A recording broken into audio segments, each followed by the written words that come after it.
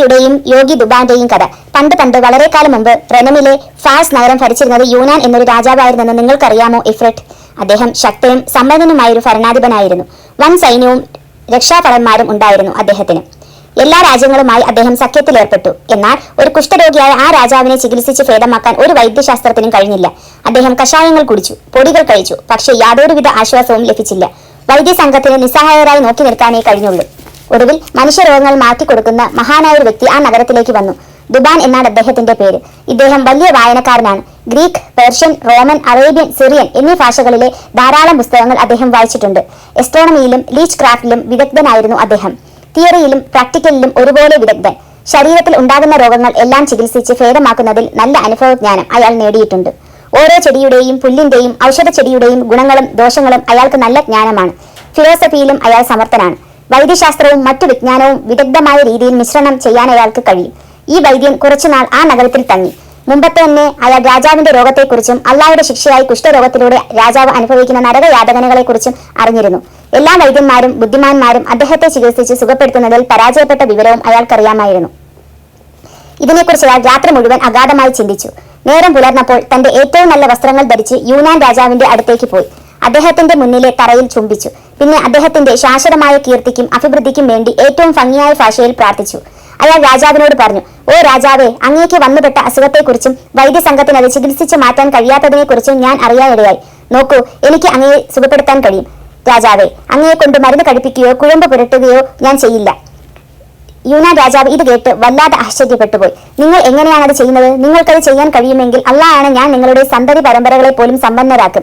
നിങ്ങൾക്ക് വിലയേറിയ സമ്മാനങ്ങൾ നൽകും. നിങ്ങൾക്ക് ഇഷ്ടമുള്ളതെന്തും തരും. നിങ്ങൾ എന്റെ ഉറ്റ സുഹൃത്തായി കരുതും." രാജാവ് അയാളെ ബഹുമാനാർത്ഥം പൊന്നാട അണിയിച്ചു. പിന്നെ ആദരവോടെ ചോദിച്ചു, "മരുന്നും കുഴമ്പുമൊന്നും ഇല്ലാതെ നിങ്ങൾക്ക് എന്നെ തീർച്ചയായും സുഖപ്പെടുത്താൻ കഴിയുമോ?" "ഓ, യാതൊരു വേദനയോ മരുന്നിന്റെ ശല്യമോ ഇല്ലാതെ ഞാൻ സുഖപ്പെടുത്താം." രാജാവ് വല്ലാത്ത വിസ്മയത്തോടെ പറഞ്ഞു. "ഓ വൈദ്യരെ, നിങ്ങൾ ഈ പറയുന്ന ചികിത്സ എപ്പോഴാണ് നടത്തുക? എത്ര ദിവസത്തിനുള്ളിൽ സുഖം പ്രാപിക്കും? വേഗം വേണേ." അയാൾ മറുപടി പറഞ്ഞു, "അങ്ങ് പറഞ്ഞത് ഞാൻ കേട്ടു. അപ്രകാരം ഞാൻ അനുസരിക്കുന്നു. നാളെ മുതൽ ചികിത്സ തുടങ്ങും." അപ്രകാരം പറഞ്ഞ് അയാൾ രാജാവിനോട് വിട വാങ്ങി. മരുന്നുകളും സൗരഭ്യവുമുള്ള മരുന്ന് ചെടികളുടെ വേരുകളും പുസ്തകങ്ങളും മറ്റും നന്നായി ഒരുക്കി വെക്കാൻ വേണ്ടി അയാൾ നഗരത്തിൽ ഒരു വീട് വാടകയ്ക്കെടുത്തു. പിന്നെ അനുയോജ്യമായ മരുന്നുകളും ഒറ്റമൂലികളും എടുത്ത് പൊള്ളയായൊരു ബേറ്റിൽ നിറച്ചു. പുറമേക്ക് നീണ്ടു നിൽക്കുന്ന ഒരു പിടിയും അതിനുണ്ടാക്കി. ഒരു പന്തും ഉണ്ടാക്കി. നല്ല കലാപരമായാണ് രണ്ടും തയ്യാറാക്കപ്പെട്ടത്. പിറ്റേന്ന് രണ്ടും തയ്യാറായപ്പോൾ അയാൾ രാജാവിന്റെ അടുക്കലേക്ക് ചെന്നു മുന്നിലെ നിലം ചുംബിച്ചു. അദ്ദേഹത്തോട് പരേഡ് മൈതാനത്തേക്ക് കുതിരപ്പുറത്ത് വന്ന് പോളോ കളിക്കാൻ ആവശ്യപ്പെട്ടു.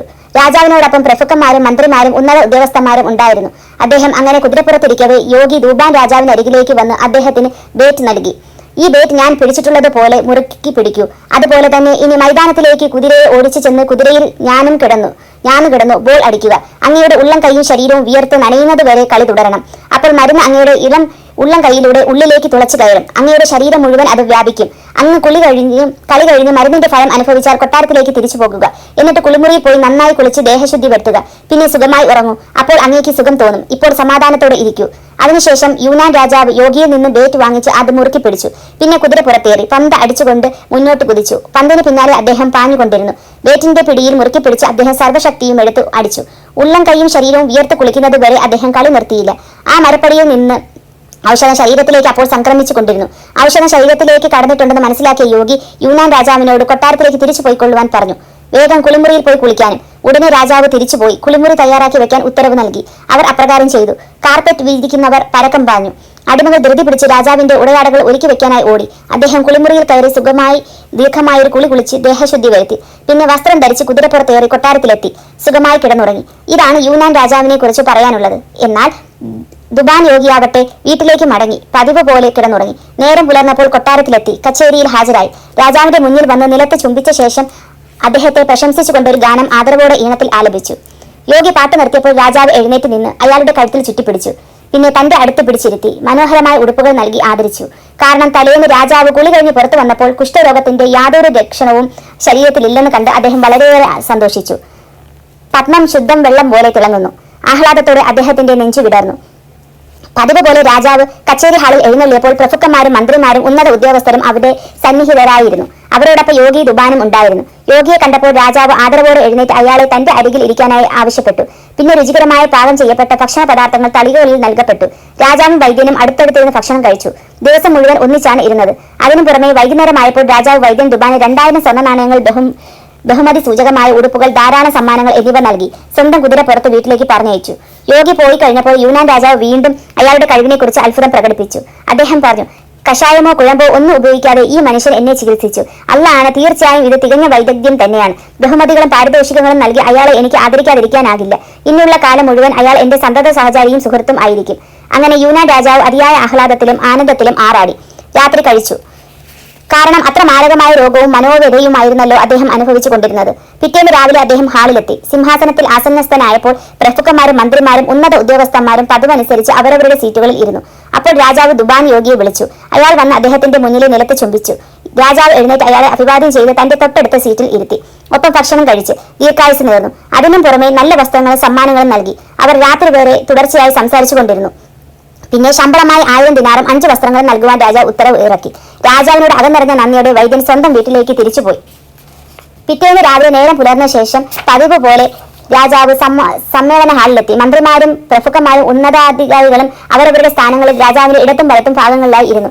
രാജാവിന്റെ മുഖ്യമന്ത്രി ഒരു അപശകനം പിടിച്ച നീചനും സ്വാർത്ഥിയും സങ്കുചിത മനസ്കനും അസൂയാലവും ദുഷിച്ച മനസ്സുള്ളവനുമായിരുന്നു. തന്റെ വൈദ്യനെ രാജാവ് അടുത്ത് വിളിച്ചിരുത്തി ഇത്രയും സമ്മാനങ്ങൾ നൽകുന്നത് കണ്ട് അയാൾക്ക് ഭയങ്കര അസൂയ തോന്നി.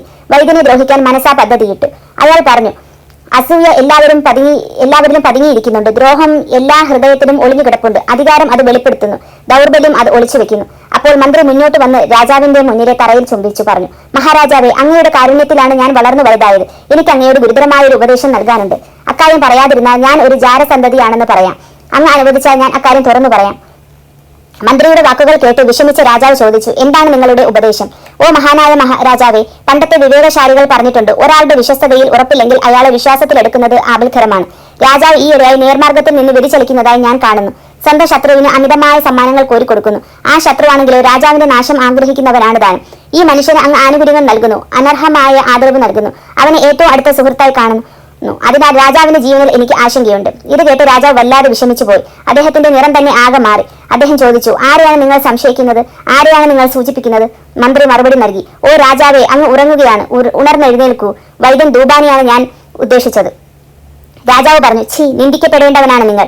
എല്ലാവരെക്കാളേറെ ഞാൻ ഇഷ്ടപ്പെടുന്ന യഥാർത്ഥ സുഹൃത്താണ് അയാൾ എന്നെ നിസാരമായ രീതിയിൽ ചികിത്സിച്ച് സുഖപ്പെടുത്തി. എല്ലാ വൈദ്യന്മാരെയും ചിന്താകുഴപ്പത്തിലാക്കി എന്റെ കുഷ്ഠരോഗം അയാൾ മാറ്റി. ഇക്കാലത്ത് അയാളെ പോലെ ഒരു മനുഷ്യനെ കാണാൻ കഴിയില്ല. തീർച്ചയായും ഇല്ല. ഈ ലോകത്തിന്റെ ഏറ്റവും കിഴക്കേ അറ്റം മുതൽ ഏറ്റവും പടിഞ്ഞാറേ അറ്റം വരെ പരിശോധിച്ചാലും കണ്ടെത്താനാവില്ല.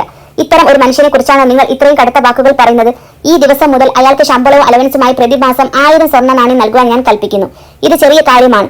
അയാളുമായി എന്റെ രാജ്യം പങ്കിടുന്നതിന് വേണ്ടിയായിരുന്നത്. സിന്ധിബാദ് രാജാവിൻ്റെത് പോലെ അസൂയ മൂലമാണത് നിങ്ങൾ പറയുന്നതെന്ന് സംശയിക്കാൻ ഞാൻ നിർബന്ധിതനാകുന്നു. അപ്പോൾ നേരം പുലരാറായെന്ന് ഷഹ്രാസാദ് മനസ്സിലാക്കി. അവൾ കഥ പറച്ചിൽ നിർത്തി. അപ്പോൾ ദുനിയാസാദ് പറഞ്ഞു, എന്റെ ചേച്ചി, എന്ത് രസമാണ് നിന്റെ കഥ. എത്ര സുഖകരം, എത്ര മധുരമുള്ളത്. അടുത്ത രാത്രി ഞാൻ നിന്നോട് പറയാൻ പോകുന്ന കഥയുമായി താരതമ്യപ്പെടുത്തുമ്പോൾ ഇത് ഒന്നുമല്ല. രാജാവ് എന്റെ ജീവൻ വിട്ടുതരാൻ കനിഞ്ഞ് അരുളി ചെയ്തെങ്കിൽ. അപ്പോൾ രാജാവ് സ്വയം പറഞ്ഞു, അള്ളാണ് അവളുടെ കഥയുടെ ബാക്കി ഭാഗം കേൾക്കുന്നത് വരെ ഞാൻ അവളെ കൊല്ലില്ല. സത്യത്തിൽ അത് വളരെ വിസ്മയകരം തന്നെ. അങ്ങനെ നേരം വെളുക്കുന്നത് വരെയുള്ള ബാക്കി സമയം അവർ ആലിംഗനത്തിൽ അമർന്നു കിടന്നു. പിന്നെ രാജാവ് പതിവ് പോലെ പകൽ സമയം കച്ചേരിയിൽ ഔദ്യോഗിക ജോലികളിൽ മുഴുകി. ഉത്തരവുകൾ ഇറക്കുകയും വിധിന്യായങ്ങൾ നടത്തുകയും നിയമനങ്ങളും സ്ഥാനഭ്രഷ്ടരാക്കലും എല്ലാം കഴിഞ്ഞ് കച്ചേരി പിരിച്ചുവിട്ട് ഷഹരിയാർ രാജാവ് കൊട്ടാരത്തിൽ തിരിച്ചെത്തി.